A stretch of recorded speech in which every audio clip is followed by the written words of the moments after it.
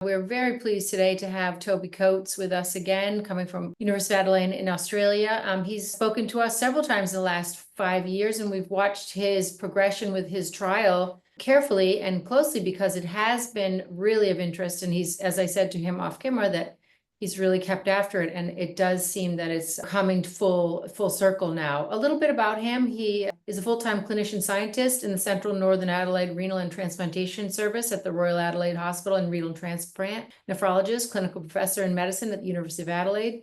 He's the director of kidney and pancreas islet transplantation at the Royal Adelaide Hospital, and his primary medical qualifications are from the University of Adelaide and subsequent fellowship in internal medicine nephrology through the Royal Australasian College of Physicians. He was awarded a PhD in transplantation immunology from University of Adelaide and undertook postdoctoral studies in transplant immunology at University of Pittsburgh, supported by C.J. Martin's fellowship from NHMRC. And he has over 180 peer-reviewed publications and has supervised 6 honors and PhD students to completion within the University of Adelaide. I will drop our request to hold questions to the very end and an abstract link to the most recent paper pertaining to the trial.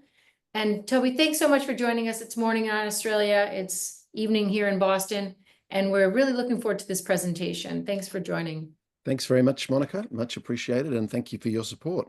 What I'd like to do then is run through the results of the BTM trial, the Novasorb BTM trial. And what I might do then is give the presentation that we gave at INCEPTR, and also which is the presentation we also gave the European Society of Endocrinology in Copenhagen earlier in the year. Okay, so actually the INCEPTR presentation by the looks of it. Anyway, it's the same trial and the same results. So. Right. Again, thank you very much for the opportunity to give the presentation, and I'm doing this on behalf of the co-investigators that are all listed there. And I'll start by acknowledging Breakthrough Type 1 Diabetes, or Breakthrough T1D, that have been magnificent supporters of this work all the way through, because this is really a culmination of 12 months worth of bench to bedside work. Disclosures at the beginning is that we do have a startup company that's involved in the development and commercialization of this work. And obviously I've got some other speaker fees that aren't related to this presentation, but patents that cover the work are listed there. So as you all know in the field, islet transplantation very much is a condition, is a treatment for type 1 diabetes that it's accepted around the world in a number of places and funded in our jurisdiction here in Australia and in parts of Europe. But one of the biggest problems, of course, is the loss of cells that we see after we implant islets into the liver. And so we, like others, have been really interested in the idea of finding an extra hepatic site into which we could transplant cells. We've been very interested in the skin.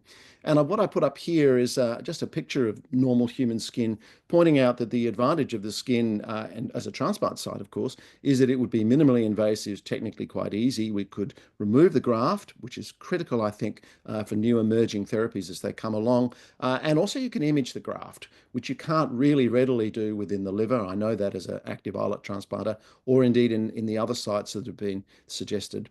The biggest problem with the subcutaneous space for any cellular product, of course, is its hypoxemia. And so when you look at the skin there that I show you, the biggest problem is that we lack blood vessels.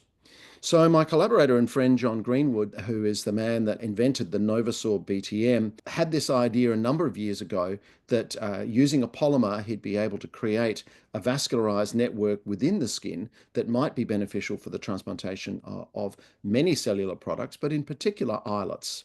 And he called this site the intracutaneous site, and that's what we're going to talk about today.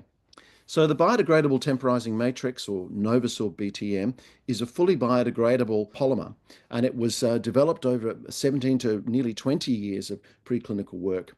And the critical thing about it, unlike other devices that are implanted in the skin, is that it has a non-biodegradable polyurethane epidermal seal. And the trick to that means is that when you implant this in the skin, and I'll show you how we do this in a few minutes, the body doesn't see this as a wound because you haven't got loss of water through the wound that you've created, and therefore you don't get the scarring response. And we know from virtually every other material that's ever implanted, or any device that's implanted in the skin, you get a fibrotic body response. And so by not having that, or the body not sensing that there's an open wound there, you don't get this. And so this material has been used now for a long time, and importantly used in burn injury, and it's available around the world. It has FDA 510K approval, and it's been registered here in our country since August of 2018.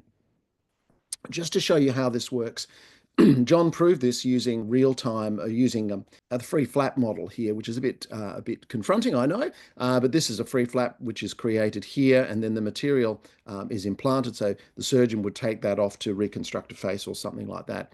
And then the BTM, which you can see here, the foam is stapled in there, and even by day 5, you can see this impressive change in the color of the material, and that is because new blood vessels are growing up through the material into the epidermal space.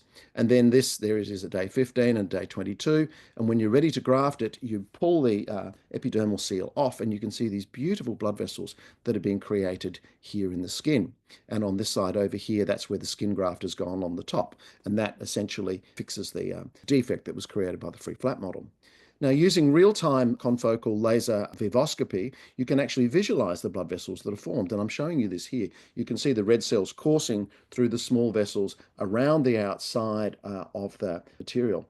And it was this that really attracted me, at John's suggestion, to consider this as an alternative site for us to implant islet cells. So the concept here shown graphically and from one of our earlier papers is that you create a neodermis here with the matrix, here it is, then around 30 days or 30 to 36 days, you delaminate this and you create this dense vascular network here, or bed, into which islet cells can easily be implanted and then potentially closed with a single suture over there, creating this completely new intracutaneous islet cell transplant site. So we did a whole lot of work on this, and this is all published in Diabetes in 2023. We tested this in the pig model, and we tested it in the pig model because pigs, believe it or not, are in fact the best model for human skin. And anybody who's ever had pork belly would know that. There is a little layer of fat there, which is very similar to human skin, and we could implant our material in there and undertake islet transplant studies. We could also look here, this is a CD31 staining showing this dense vascular network which exists out to well over 3 months in these studies. And then when we implanted human islets in there in a xenogeneic experiment, we could see islet survival and preservation there and production of C-peptide and in production, which again suggested that this would be a good site for transplantation. We did a number of studies looking at other cell sources before we embarked on this trial, which I'm about to present today, which is called the INCEPTR trial. So the INCEPTR stands for Intracutaneous Ectopic Pancreas Trial, and it was prospectively registered on the Australian Clinical Trials Network. And what's most important for everybody to understand, and I'll make this point, is this is an islet after kidney transplant study in type 1 diabetes. And the reason for that is that this is an experimental site, and if a person qualified for an islet transplant with hypoglycemic unawareness, which of course is the traditional indication, then in our country they would receive an intrahepatic transplant, and they should receive an intrahepatic transplant. So that is why it's an islet after kidney rather than the traditional hypoglycemic unawareness trial. So as you know, Monica, it was registered in November of 2021 and enrolment completed in December of 2023. And that, of course, was delayed because of the problems of the COVID pandemic and a significant downturn in organ donors that we had during that time. So we didn't have as many cells available as we really want. And likewise, because it was a sequential enrolment trial, i.e. we had to complete the first patient before we could start the second patient, again, that's why there's a significant time delay there. But I've listed the time of transplantation of second and third transplant patients, and obviously a 12-month trial required 12 months follow-up, which was November of last year. So this was a phase 1 pilot islet after kidney trial to assess the NovoSorb BTM as an alternative site. And we had pretty broad inclusion criteria to make this happen. Basically, long-standing people with type 1 diabetes who were ineligible or unwilling to have a pancreas transplant. And they obviously had to be immunosuppressed with a stable functioning graft with eGFR greater than 40 and had to be aged greater than 18, and the usual other exclusions, including pregnancy, etc. And these are the outcomes, and the primary outcome is detectable C-peptide at 3 months. And then there are a series of secondary outcomes, including SF36, quality of life, and then islet, hemoglobin A1C, and glycemic outcomes, which we will report in the paper, which we're working on right now. I thought I should show you all how the material is implanted. So this all done under local anaesthetic and done as an outpatient. So patient comes in and has an arm block, is wide awake during this procedure. The intracutaneous site is created. It's 10 centimeters by 4 centimeters in diameter, and you can see Patty, our surgeon here, suturing in the material directly into that wound, and that he's already created. And this is in the upper arm. That's a natural cleavage plate plane in the body. And what's important about this is obviously it's a site that is not going to suffer very much trauma. It's easy for us to access. It's easy for us to dress, and it's unlikely to cause the person who has the implant much in the way of problems or symptoms. So it's a good site, and I think it's a good site in terms of being able to image and indeed to be able to remove if we need to do. So I think you've got the idea there. We have speeded the video up in the interests of time of how the material actually goes in.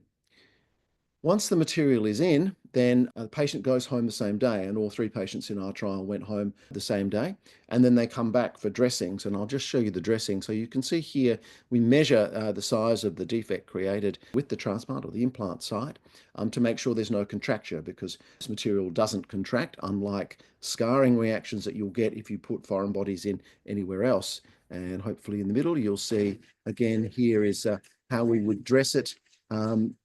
With the silver coating dressing on the top of that, Acticoat dressing that helps to keep the whole field sterile. And this is then all done as an outpatient on 2 or 3 times a week. And here's one of our patients at the end, quite happy to go home at the end of the whole procedure. Back we go. Here we go. Over here. So cope very well with the procedure. And again, John's vision originally was potentially we could get this to be something that could really be done almost by general practitioners in the outpatient setting. These are the first 3 trial participants, and I'm extremely grateful for them volunteering to do something that hasn't been previously undertaken. And you'll see here they were all in their 50s, 2 men and 1 lady. Long-standing type 1 diabetes, typical of the ones that I take care of in the kidney transplant and pancreas transplant field, between 45 and 52 years. Transplants all stable, well immunosuppressed, all C-peptide negative. And you can see here, what I will point out is there is a difference in terms of the duration of the implant of the material before we were able to get cells, and we can talk about that later on, because that's a relevant factor in all of this. So the idea was to just give standard islet immunosuppression and only vary the site. And again, remember, this is a phase 1 study. We're not looking for efficacy. We're looking for safety to make sure that when we put the cells in there that we don't harm the patient in any way, shape or form. So they were stably immunosuppressed with tacrolimus and mycophenolate prednisolone, tacrolimus and mycophenolate, no prednisolone in this situation, because these are islet after kidney patients.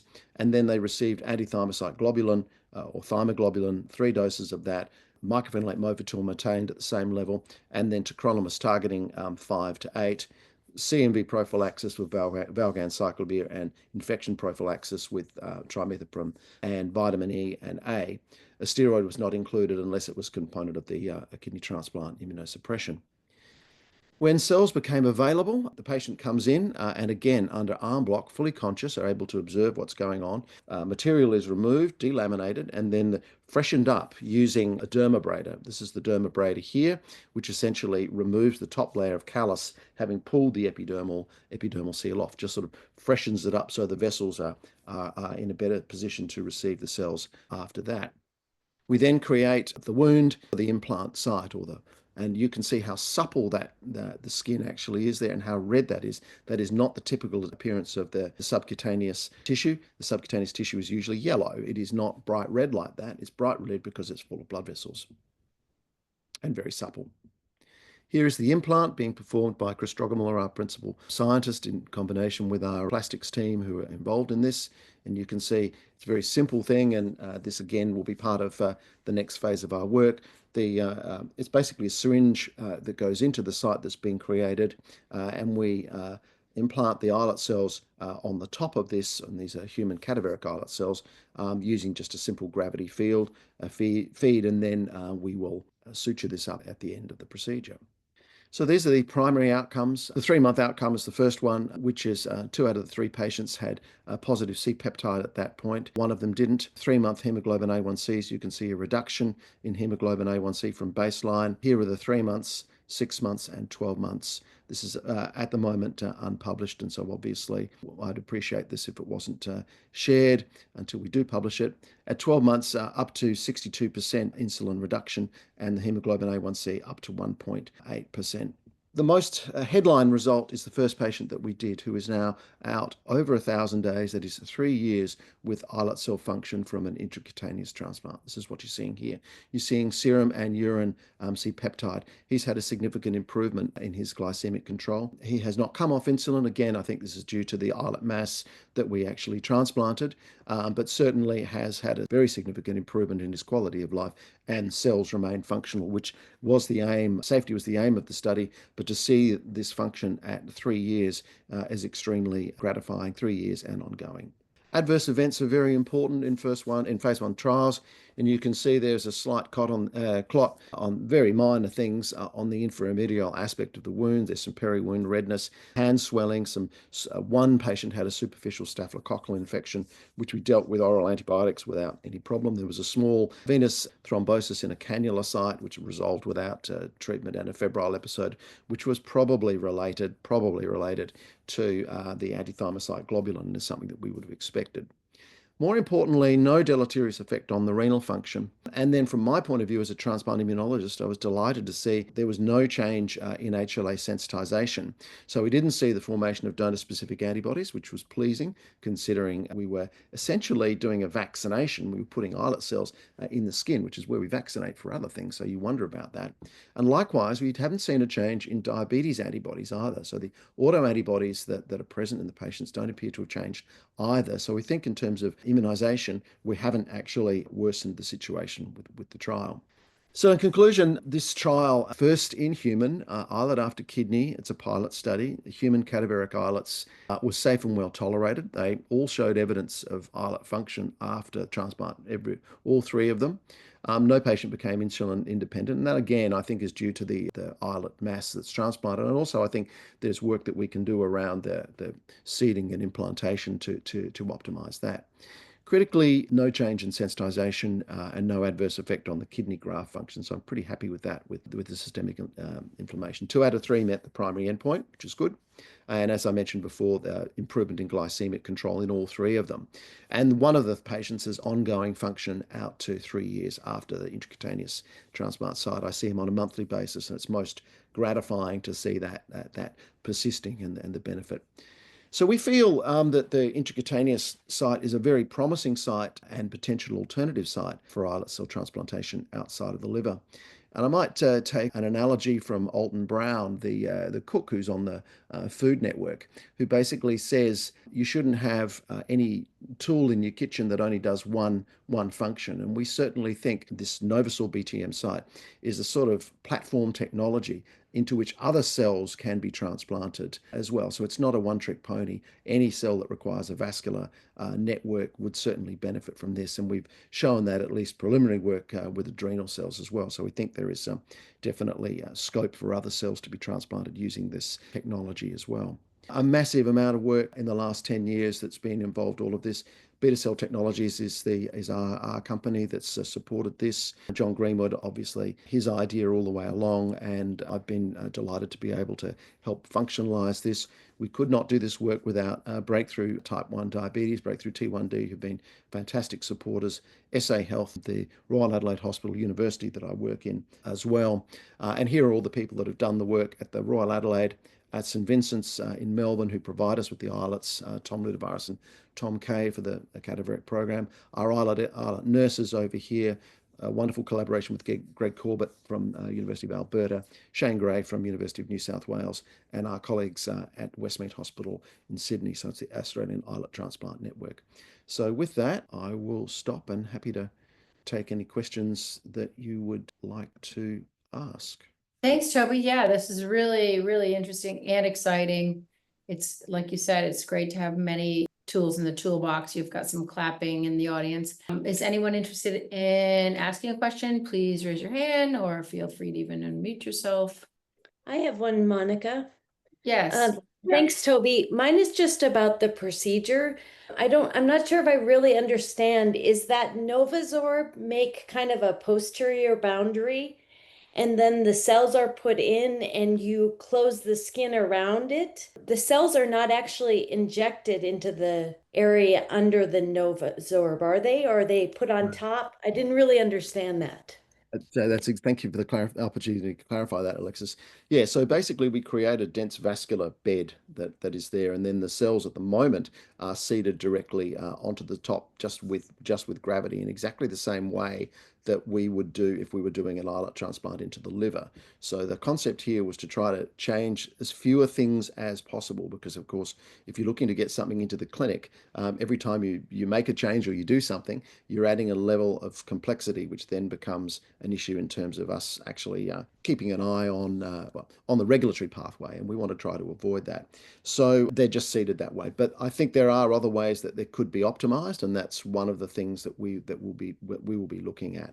So yes, it's a fold at the moment, and then the cells on the top. We do have preclinical data, which I haven't shown, which shows very nicely that cells survive within the tract that is actually created there too. So we did that. Yeah, that was my next question is, did you visualize, did you have a way to visualize, and what was the volume that you put in there? Thank you again for the question. So exactly the same volume that we would do for a normal clinical islet transplant. So that is about 1.2 to 1.6 cc's of cells. So that's what I'd normally put into the liver was put into the site. One of the issues, or two of the patients that we did this on, the cells didn't meet release criteria for clinical transplant into the liver, so they were not at the highest level that we would have expected. Whereas the first patient, the one that went over 3 years and is still going, received a dose of islets that could have been transplantable into the liver. So again, it comes down to islet quality and islet availability, which, as you know, is one of the biggest issues in our field. Having that reliable cells that you can put in at the time that you want to put them in. Thanks. Toby, has anyone thought about maybe using the Sana product in those who are not, post-kidney transplant folks in the same location? Not that I'm aware of. As far as I know, we're certainly the only people that are looking to use this technology in this way, rather than adding it to any of the other existing technologies that are out there. I do think there are techniques that we can do to optimize and improve it, and we have including the hydrogel approach, which would be the obvious thing, in fact, to actually coat or a handheld 3D printer, which is something that we developed for islet cell transplantation as well. So there are combinatorial approaches that can be applied in this situation, which I think will help move this as a site further forward, and that's obviously part of our next set of experiments that we're moving forward with.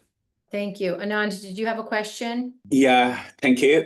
Toby, great talk as usual. I just was wondering, it takes some time to prepare the bed, to vascularize it. How does that align with the time? Because there's a lot of uncertainty in, getting cadaveric islets. So how does that align with getting the breast bin ready for the islet graft? I think this would be fantastic once the stem cell technologies come through, but I'm just wanting to hear your thoughts on that. Oh, you absolutely nailed it, and that's the problem, and that's why it took us so long to complete this. Is that there isn't a consistent, reliable source of cells that you can do, and so stem cell or porcine derived islets, any of those products will work with this, and other cellular cells that might need to be transplanted would do that. There is a sweet spot with this, and the sweet spot is between somewhere between 16 and about 35, 38 days, something like that. And you can see the last of the patients that we did, he had the materials there for 72 days, which is a very long period of time. And so there are all of these variables that can potentially influence the outcome, the quality of the cells, and then the duration. So a consistent source of cells that you could implant at a specific time would clearly be advantageous. And we know when we've done this in large animal models before, which data that I haven't shown today, We know that that works very, very well. So it's really coming down to having the right sort of cells, and then the time, the sweet spot to be able to actually implant them. So thank you for that. No, fantastic. Thanks. Great work. Thank you. Anyone else? I have another one kind of on the same train of thought that I had before. Toby, what do you think the maximum volume? I mean, that's a pretty good sized space by the bicep there, but what do you think the maximum volume you could put in? I'm just thinking about, we were at the ADA, and at one of the panels, Tim Kiefer was talking about the size that they think that the volume it's definitely gone up from the size of a phone to something more like a small laptop or an iPad. He said he said something close to that. So I'm wondering your thoughts on that. Well, without wishing to be horrific, you can in fact replace, 95% of the human skin with this material and survive. Now, I'm not actually seriously suggesting that, but it's certainly possible to put a larger piece of material in to be able to increase the cell size. What I will say, however, is that we're only exploiting, by my calculations, probably about 5 to 8% of the vascular bed that we've created with that 10 by 14 size piece of material. And so it actually comes down to how you actually seed the cells within the vascular bed that you've actually created. And so that's one of the areas that we're actually working on. So I do think there's actually, even with the conventional site that we've got, the ability to actually put more cells in and distribute them better than the very simplistic approach that we've taken, purely to really show the site actually works. And that's essentially what we've shown. So the next steps really are improving the cellular delivery and optimizing what we've already got there. And that's what we're working on at the moment. So the short answer is yes, I agree with Tim that we are going to need more a better volume, a larger transplant vehicle site, and Clearcos Pappas would say exactly the same thing. And the question is how can we make the material do what we want it to do? But the critical thing is the safety and the fact that there's this durable creation of a vascular bed that could potentially even be reseeded in the future if we needed to do it. Got a question from Kiadi Girder at Medical College of Wisconsin. Great work. Were the individuals on topical or systemic oral immunosuppression? And have you observed any evidence of immune cell infiltration in the current draft data? The short answer is they're all on systemic oral immunosuppression, so we didn't change any of that. And immune infiltration is a very interesting question, and we certainly have looked in our preclinical models, not in the human model. In the preclinical models, we know that there's not a huge inflammatory allogeneic infiltrate when we do this, so we don't see a huge amount of alloimmune activation within the graft. You certainly do see an inflammatory response, but it doesn't appear to be primed T cell response or any of the other things that you would expect with rejection. I can also tell you that one of the patients in this trial, again, due to the COVID and the lack of organ donors, had a BTM graft in for 168 days before we were able to get cells. We weren't able to get cells, so we removed that graft and we were able to send that for histology. Although there were no, obviously hadn't had a cellular transplant, I can tell you the vascular network or the bed looks extremely good after 168 days. Again, fitting with the clinical experience in the burns field, suggesting that we'll be able to use this as for a long time in terms of a transplant site. Nice. Okay, here's another one. Sampath Rangasamy. Very exciting work. What's your observation on potential fibrosis and vascular network shows any neovascularization? Yeah, just as I alluded to in the answer to the last question, certainly the vascular bed persists, and we know that from the skin graft experience, years and years and years. The grafts don't fall off because the blood vessels die. The material itself completely dissolves, leaving the vasculature in sight. And we know, again, data that I haven't shown you, that when we give cells, we can very promptly see a large surge of C-peptide in the peripheral blood. So we know that the vessels are absolutely functional. So the neovascularization peak appears to be around that 16 to 35 days that I mentioned before. And when we looked in the pigs when we did this before, we could see VEGF expression and all of the things that we wanted to see, which again are pro-islet survival factors induced in the site. So again, it is a permissive site that appears to be very favorable particularly for islet cells, but as I mentioned before, also for other cellular products as a platform technology. Great, thank you, he said. And, you alluded to this in the beginning of the talk, that you can image the graft and remove the graft. In terms of imaging, to sort of look for any kind of unwanted growths, how would you go about imaging that region? I guess obviously the vivoscopy, which is what I showed first of all, that's an extraordinary technology which is capable of getting down, about 0.75 of a centimeter, and the material itself is two millimeters thick. So you can actually get a very good look at that with the vivoscopy. Now that obviously isn't going to help you pick up a rejection episode, which is going to require, I think, either a biopsy or potentially hopefully with collaboration with Anand, maybe one of his mRNA or microRNA signals that may help pick up a distressed cell along the way. So I think that sort of technology, again, is complementary for this. Everything should be put together to try to get the absolute optimal. So clearly a biopsy and or this vivoscopy would certainly help. And in the past, as you know, there have been a number of techniques, radionuclide techniques that have been used to actually image islets in intramuscular transplantation and in other places within the liver, for example. So those types of technology could also be included. But really, I think it's the proximity to the skin. That's actually the thing that makes the most difference. I'm just being blinded by the sun here, which is. I'm sorry. Yeah, so the vivoscopy is something that's readily available in the hospital setting then. Yeah, it's very much used in plastics and burns units and things like that. So it's not something that would sit on your conventional endocrine outpatients. But again, I think, for moving the field forward, we have to look at things outside of what we're currently doing. That's how progress will be made.